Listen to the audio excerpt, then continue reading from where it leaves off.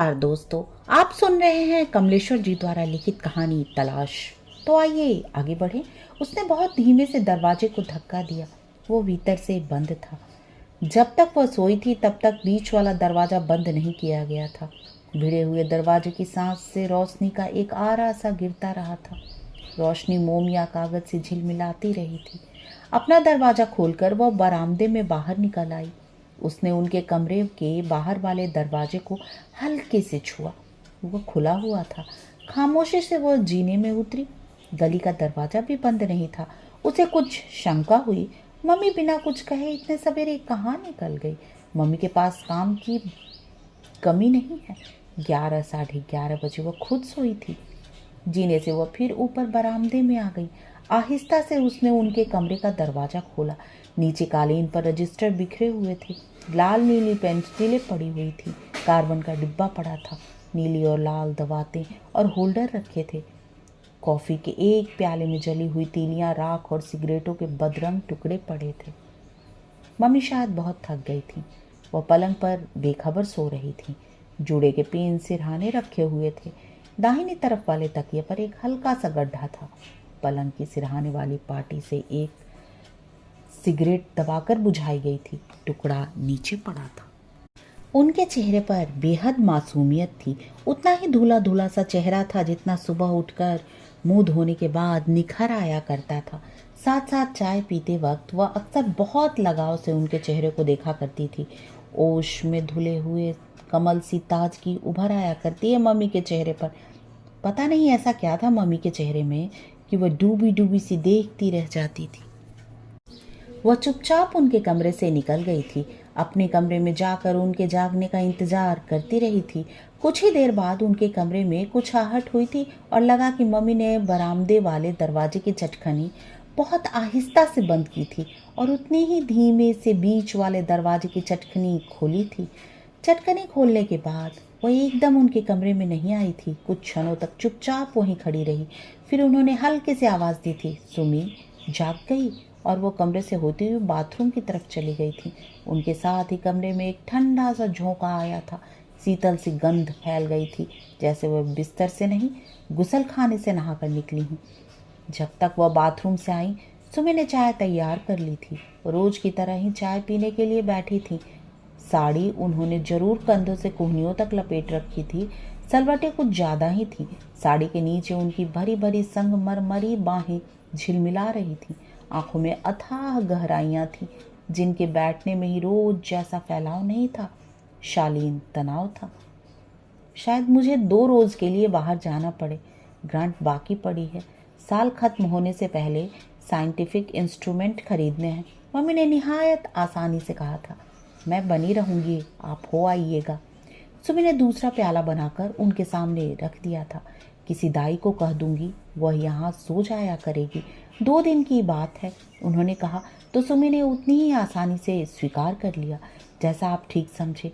दिन को तो कोई दिक्कत है नहीं, ऑफिस से आने में ही 6 बज जाते हैं। इस मामले में यह घर बहुत सेफ है, उन्होंने कहा तो सुमी ने उत्साह से जोर दिया। यह तो सही है, डर बिल्कुल नहीं लगता। और वो दोनों अपने अपने काम पर जाने के लिए तैयार होने लगी थी। अपने कपड़े निकालते हुए देख रही थी कि मम्मी कुछ उलझन में है। बार बार वो ब्लाउजों को निकाल कर देख रही थी। आखिर उन्होंने बाँ वाला एक ब्लाउज निकाल लिया था। उनके पास वह शायद इकलौता था। उसके साथ की कोई साड़ी भी नहीं थी। वो हमेशा स्लीवलेस ही पहनती थी। जैसे तैसे उन्होंने कंट्रास्ट बना लिया था। उसे कुछ अटपटा सा लगा। मम्मी की खुली हुई बाहें सचमुच बहुत खूबसूरत और सुडौल लगती थी। कभी कभी तो उसे स्वयं उनकी बाहों से ईर्ष्या होती थी। फिर वह ड्रेसिंग टेबल पर चली गई और उसने देखा था कि वह एक सिंक से बैठकर बाहों की पिछली ओर एक निशान पर बेस क्रीम लगा रही थी। शायद वहां पर कोई नील था और उन्होंने बाहों वाला ब्लाउज पहन लिया था। एक क्षण के लिए सुमी को वह कुछ ज्यादा उम्र की दिखाई दी थी, पर वो टोकना नहीं चाहती थी। तैयार होकर वह बस के आने का इंतजार करने लगी थी। कॉलेज की बस में स्टाफ के लोग भी जाया करते थे। वो बारजे पर कुछ इस तरह खड़ी इंतजार कर रही थी जैसे स्कूली बच्चे करते हैं। सुमी यह सब देखती रही। वह जब छोटी थी तब भी उसे अपनी मम्मी बहुत सुंदर लगती थी। उनके सुडौल हाथ पैर, तराशे हुए नक्श और ताजगी, उनमें ऐसी ताजगी थी जो उम्र के साथ खिलती आई थी। उसकी किसी मित्र ने उन्हें देखकर माँ नहीं समझा था, ज़्यादा से ज़्यादा बड़ी बहन ही माना था। उनका रख रखाव भी ऐसा था कि अपने तन को उन्होंने बिगड़ने नहीं दिया था। उसने वही लोच और नरमी थी जो सुमी को अपने में नहीं लगती थी। उनके तन से ऐसी अछूती गंध फूटती थी जो सबको अपनी तरफ खींचती है। महीने में एक बार तो उनका तन इतना तेज महकता था कि सुमी बार बार किसी न किसी बहाने से उनके कंधे पर अपना सिर रख देती थी। तब जैसे गंध का एक झरना बहने लगता था। 2 कमरों का घर उस घाटी सा गमकने लगता था जिसमें कस्तूरी मृग आ गया हो, और 2-3 दिनों तक वह गंध धीरे धीरे डूबने लगती थी। बसाई और मम्मी चली गईं। सुमी उन्हें जाते हुए देखती रही। बस के स्टाफ के लोग थे और कॉलेज की कुछ लड़कियां भी। उनके जाते ही वह अकेली रह गई थी। एकाएक उसे लगा था जैसे सुमी ही बाहर चली गई थी और वो मम्मी की तरह घर में रह गई हो। अकस्मात उसने अजीब तरह की जिम्मेदारी महसूस की और उनके कमरे में जाकर उसने सब सामान करीने से लगाना शुरू कर दिया। रजिस्टर और कापियां बटोर कर एक और छोटी मेज पर रख दी। बिस्तर झाड़कर कवर कर दिया था। बिस्तर झाड़ते वक्त जरूर एक अव्यक्त सी तकलीफ उसे हुई थी और लगा कि मम्मी की चीजें छूने का उसे कोई अधिकार नहीं। फिर कमरे में खड़े खड़े फ्रेम में लगी वह तस्वीर देखती रही थी जिसमें पापा और मम्मी के साथ नन्ही सी वह खुद बैठी हुई है। न जाने क्यों उस तस्वीर को वह उठा लाई और उसे अपने कमरे में रखकर उसकी जगह मम्मी के कमरे में वह वाली तस्वीर रखाई थी जिसमें सागर उमड़ रहा था और ऊंचे आसमान में जल पक्षी उड़ रहे थे। उसे वक्त का ख्याल भी नहीं रहा था। एक बक्सा खोलकर उसने पापा की वो डायरी निकाली थी जिसमें वह हर महत्वपूर्ण घटना को नोट किया करते थे। उसमें रिश्तेदारों के कुछ पते, कुछ हिसाब और जन्मतिथियां लिखी हुई थी। मम्मी की जन्मतिथि भी थी और उसकी भी। देखा तो एकाएक देखती रह गई। मम्मी कुछ 19 बरस बड़ी हैं। 20 की वह और 39 की मम्मी। मम्मी का जन्मदिन तब से मनाया ही नहीं गया। सचमुच मम्मी को कितना सूना लगता होगा। 8 बरस निकल गए, पर लगता है पापा जैसे अभी अभी उठकर चले गए हों। उनके मरने की बात अब बहुत पुरानी सी लगती है, एक बीती हुई बात की तरह। लोग ठहर जाते हैं, पर कुछ बातें हैं जो बीत जाती हैं। पापा की बातें तो जैसे बीत गई हैं, पर वह खुद अभी तक रुके हुए हैं। लेकिन अब कुछ कुछ ऐसा लगता है जैसे पापा डगमगा गए हों और चुपचाप घर से चले जाना चाहते हों, जैसे वो अपनी गलती महसूस कर रहे हों। यूं चुपचाप 8 बरस तक खामोश बैठे रहकर उन्होंने अच्छा नहीं किया। वो आहिस्ता से पापा को उठाकर अपने कमरे में ले आई। बहुत देर वह चुपचाप बैठी रही और उन्हें ताकती रही। वो खामोश थे, उन्होंने कुछ नहीं कहा। शाम को मम्मी पहले लौट आती हैं। वो वापस आई तो उन्होंने चाय बना ली थी। घर आकर मम्मी ने साड़ी तो बदली थी पर ब्लाउज नहीं। मन में आया था कि पूछ ले, पर लगा था ब्लाउज न बदलने वाली बात पूछने का अधिकार सिर्फ पापा को है। पर वह खामोश बैठे हुए थे। मम्मी तुम कहीं घूम आया करो, तुमने तो अपने को एकदम बांध लिया है, इतना काम करती हो। सुमी बोली तो उसे अपनी ही आवाज़ बहुत बूढ़ी सी लगी। मम्मी ने उसे गौर से ताका था। सचमुच उसका वो मतलब नहीं था। अपनी बात को सहज बनाने के लिए उसने आगे जोड़ दिया था, तुम्हारे साथ साथ मैं भी निकल चला करूंगी, कभी कभी मन बहुत उगता है। मम्मी के होठों पर हल्की सी मुस्कुराहट आ गई थी। चल आज पिक्चर देखाएं, वही कुछ खा पी लेंगे, मम्मी ने कहा था। तो उसने प्रस्ताव मंजूर कर लिया था। मम्मी फिर साड़ी के चुनाव में उलझ गई तो उसने अपनी साड़ी उनके सामने रख दी। ये पहन लो, मम्मी बहुत अच्छी लगेगी। एक क्षण के संकोच के बाद उन्होंने सुमी की साड़ी बांध ली थी और तितली की तरह तैयार हो गई थी। घर से निकलते वक्त सुमी ने बत्तियां बुझाई और ताला लगाया था। जीने में उतरते वक्त मम्मी ने धीरे से कहा था, शायद बिजली का बिल अभी तक पड़ा हुआ है, मैं कल जमा करवा दूंगी। और धीरे धीरे उसने सब हिसाब किताब संभाल लिया था। अंडे वाले ने इस बार जब उससे पूछा, मेम साहब क्रीम तो नहीं चाहिए, तो उसे कुछ अटपटा सा लगा था। घर खर्च की सारी पर्चियां, बिल और कैश मेमो उसके कमरे में जमा हो गए थे। धोबी की किताब उसकी अलमारी में आ गई थी। दूध वाले की पर्ची उसके पर्स में पहुंच गई थी। उसकी 4 साड़ियां और एक ब्लाउज मम्मी के कपड़ों में जा मिले थे। वह हर सुबह मम्मी के तैयार होने की राह देखती। उन्हें जो चप्पल पहननी होती पहन लेती। उसके बाद वह कोई सी भी चप्पल पहन कर चली जाती। वह खुद जिद करके ही भी मम्मी को पहनाती थी। उसने जबरदस्ती उनका शॉल उतार कर कार्डिगन पहना दिया था। ये क्या तमाशा करती है सुमी, तू क्या पहनेगी बता? मम्मी ने प्यार से झिड़कते हुए कहा था। मेरे पास कोट है, वो पुरानी। इतनी जल्दी कपड़े पुराने नहीं होते, कल ड्राई क्लीन करवा लिया था, एकदम नया निकल आया है, वो बोली थी। पुरखिन हो गई है, मम्मी ने प्यार से कहा था। और शाम को जब वो लौटी तो मम्मी के कमरे में फिर रजिस्टर और कापियाँ फैली थी। ट्रे में चाय के खाली बर्तन पड़े थे, लाल नीली दवातें थीं, पेंसिलें थीं और एक प्लेट में सिगरेट के टुकड़े, राख और तीलियाँ थीं। मम्मी बारजे पर झुकी हुई दूर कुछ देख रही थी, शायद कुछ ऐसा जो सड़क की भीड़ में उन्हें कतई अलग दिखाई दे रहा था। सुमी का आना उन्हें पता चला। कुछ क्षण बाद बारजे में भी वह कुछ सोचती सी खड़ी हो गई थी। मम्मी चाय पी लो, उसने पुकारा तो वह कुछ चौंक सी गई। मुझे पता ही नहीं चला तू कब आ गई। चाय भी बना ली, मैं जरा थक गई थी, आजकल कॉलेज में काम बहुत बढ़ गया है, एक भी घंटा फ्री नहीं मिलता, डिमॉन्स्ट्रेटर भी छुट्टी पर है। तमाम टूटी फूटी बातें कहती हुई वह सुमी के कमरे में आ गई थी। उनके माथे पर लाल स्याही से एक गोल बिंदी बनी हुई थी। स्याही की किनारियां सूखकर गोटे की लकीर की तरह झिलमिला रही थी। मम्मी उतनी ही सुंदर लग रही थी, पर वह बिंदी उसे खुलकर उन्हें देखने से रोक रही थी। शायद मम्मी को कुछ उलझन होने लगे या वह बर्दाश्त न कर पाए। मुझे आज बहुत काम करना है, सुमी ने धीरे से कहा था। कुछ मैं करवा दूं? मम्मी ने सहारा पकड़ा था। हमारे यहाँ एक और एक्सचेंज खुल रहा है, कोड मैसेजेस के लिए। उसकी क्लासेस शुरू हुई हैं, उन्हीं लेसन्स को दोहराना है। सुमी ने सब समझा दिया था। तो तू अपना काम कर, खाना मैं बना लेती हूँ। सूप बना लो मम्मी, ज़्यादा भूख भी नहीं है, स्लाइसेस तल लेंगे, बस हो जाएगा। अच्छा कहकर वह उठ गई थी। फिर खामोशी छा गई थी दोनों कमरे में। दो अलग अलग दुनियाओं में बदल गए थे दोनों। उनके कमरे में पापा अब भी रुके हुए थे। मम्मी शायद उनसे कुछ बात करना चाहती थी। शायद उन्हें लग रहा था कि पापा की तरह से सुमी ही बात कर सकती है, और सुमी को लगा कि यहाँ से निकलकर अगर चल दे तो पापा भी नहीं रुक पाएंगे, वह उसके साथ पीछे पीछे चले आएंगे चुपचाप। अपने कमरे में जाकर मम्मी ने पुराने कागजों और सामान को उलटना पुलटना शुरू कर दिया। उन्हीं में पापा के कुछ पुराने खत निकल आए थे। कुछ देर बाद उसने मम्मी को बाथरूम की तरफ जाते देखा था। लौटकर वह आई तो मुंह धुला हुआ था, बिंदी मिटी हुई थी, चेहरा बहुत ताज़ा ताज़ा लग रहा था। सुमी जरा बड़ी वाली अलमारी खिसकानी है, उसके पीछे कुछ कागज गिर गए हैं, आ तो जरा, मम्मी ने कहा। तो वह उठकर गई थी, अलमारी खिसकाई तो कागजों का एक अंबार लुढ़क पड़ा, और वह छड़ी भी जो पापा ने पहाड़ पर खरीदी थी।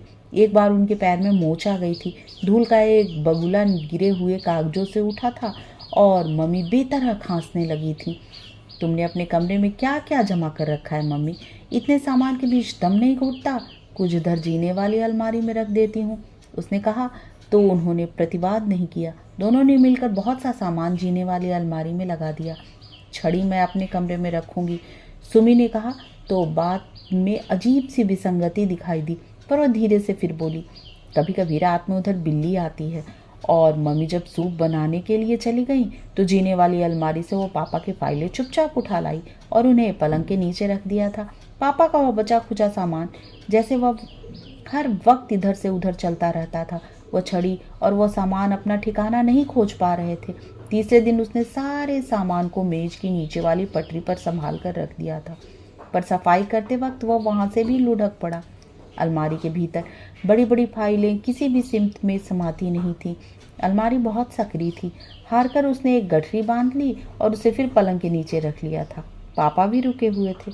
उस दिन मम्मी ने कहा था, मैं आज रात की गाड़ी से जाऊंगी, वह कॉलेज के लिए सामान खरीदना था ना, मार्च खत्म होने से पहले पहले पेमेंट करना होगा।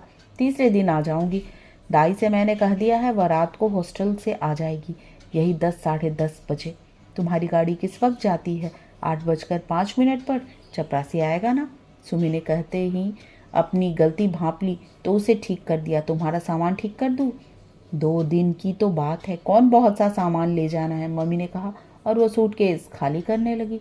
सुमी ने जिद करके अपनी साड़ियाँ और पर्स उन्हें दे दी थी। वह अपने कमरे में कपड़े बदलने चली गई। सुमी ने रुमालों का एक सेट रखने के लिए सूटकेस खोला तो जेब में चपटा सा पैकेट पड़ा देखकर वह सकुचा गई। सूटकेस बंद करके उसने अपने रुमाल उसके ऊपर रख दिए थे। मम्मी साड़ी बदल कर आई तो उनके तन से गंध फूट रही थी, पर उनके कंधे पर सिर रखते हुए संकोच हो रहा था। तब एक क्षण के लिए उसने महसूस किया था कि वह गंध पिछले 2-3 दिन से घर में समाई हुई थी। ठीक 7:15 नीचे टैक्सी का हॉर्न बजा। मम्मी एकाएक घबरा सी गई। उतावलेपन में वो अपना सूटकेस उठाकर खुद ही सीढ़ियां उतरने लगी। तभी टैक्सी वाला सरदार ऊपर आ गया था। सुमी ने बिस्तर उसके लिए लुढ़का दिया और उनके हाथ से सूटकेस लेना चाहा तो उन्होंने बड़ी आसानी से कहा था वह ले जाएगा। जब वो टैक्सी वाला सरदार दोबारा नहीं आया, वह वहीं सीढ़ियों पर रुके रुके उससे बात करती रही। दाई जरूर आ जाएगी, इधर का दरवाजा बंद रखना, रुपए है ना, दाई से कहना वह शाम का खाना भी बना देगी। और वह जरा तेजी से ही सीढ़ियां उतर गई थी। सुमी बारजे पर आ गई। टैक्सी की खिड़की से उन्होंने ऊपर देखते हुए धीरे से हाथ हिलाया था। टैक्सी चल पड़ी थी। उधर वाली खिड़की से सिगरेट का एक सुलगता हुआ टुकड़ा सड़क पर गिरा था। सुमी वहीं खड़ी खड़ी उस टुकड़े को ताकती रही थी। बहुत सी पेटियों में सामान आया था। मम्मी रात को वापस आ गई थी, इसलिए पेटियां घर पर ही उतारी गई थी। वो बहुत खुश थी। हमारे कॉलेज में जो जो इंस्ट्रूमेंट अब आ गए हैं, किसी भी कॉलेज की लैब में नहीं है। और गंदे कपड़े निकालने के लिए जब उन्होंने होल्डाल खोला था तो सबसे पहले रुमाल निकाल कर सुमी को दिए थे। एक भी नहीं खोया, 5 ये रहे, एक पर्स में है, ठीक है ना। मलगुजे रुमालों में उड़ा उड़ा सेंट महक रहा था। एक साड़ी के साथ ऊनी मोजा झांक आया तो मम्मी ने वो साड़ी होल्डाल की जेब में दबाते हुए कहा था, फिर निकाल लेंगे जब धोबी आएगा, और उसे लपेटकर पलंग के नीचे सरका दिया था। उन दोनों के बीच पानी का एक रेला आ गया था। वे सिर्फ किनारों की तरह समानांतर खड़ी रह गई थी और कभी कभी मम्मी उसे देखकर ऐसे घबरा उठती थी जैसे पापा आ गए हों, और मम्मी को देखकर ऐसे अकुला उठती थी जैसे पापा चले गए हों। पर पापा थे, न आते थे न जाते थे, वो सिर्फ रुके हुए थे।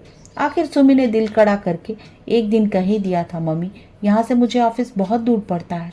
अगर 2-3 महीने में तुम्हें कॉलेज का कॉटेज मिल गया तो ऑफिस और भी दूर हो जाएगा। इस वक्त वर्किंग गर्ल्स हॉस्टल में जगह मिल गई है, अगर तुम कहो तो मैं वहाँ सीट ले लूँ। मम्मी एकाएक गंभीर हो गई थी। उन्होंने गौर से सुमी को देखा था, पर उनके चेहरे पर अभी भी विक्षोभ नहीं था, आंखों में कोई दूसरा रंग नहीं था और लहजे में भी कटुता नहीं थी। सब कुछ सहज था। वहाँ तुम्हें दिक्कत होगी। मम्मी के स्वर में प्यार था। तो घर भाग जाऊंगी। सुमी के लहजे में बहुत अपनापन था। बात बहुत आसान सी रह गई थी, उसमें कोई पेंच या मड़ोड़ नहीं था। 1 तारीख को सुमी हॉस्टल में पहुंच गई। मम्मी उसके साथ आई और कमरे में सामान सजा गई थी। कुछ चीजें खरीद कर दे गई, बहुत सी हिदायतें दे गई। शुरू शुरू में कुछ दिनों तो वह हर शाम कुछ देर के लिए आती रही, कभी सुमी जाती रही।